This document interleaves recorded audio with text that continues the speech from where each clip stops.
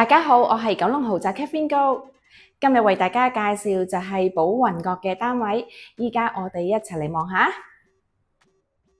今次就係為大家介紹亞皆老街寶雲閣嘅單位。呢一個單位位於4座，實用面積639尺。入門口呢，業主自己整咗個玄關位做咗鞋櫃，之後就到咗長方形嘅客飯廳。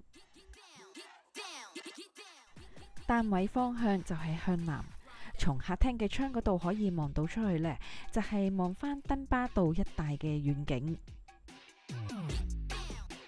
呢一個單位係屬於3房嘅間隔。首先呢，就係望下客廳隔離呢一間客房啦。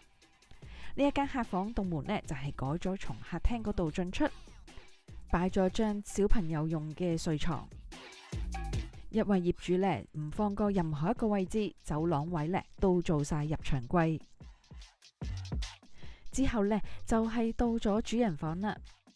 主人房擺咗張雙人床，門後邊就做咗一大排嘅儲物衣櫃。主人房浴室依家採用奇鋼嘅設計。另外一間客房呢，上邊就係做咗衣櫃，下邊呢就係做子母床。客廁儲物空間充足，廚房就係改咗做半開放式，有充足儲物同埋備餐嘅空間。今日就介紹到呢一度啦，多謝晒大家睇我嘅影片，中意嘅話就記得讚好、分享同訂閱我頻道。下條片見，拜拜。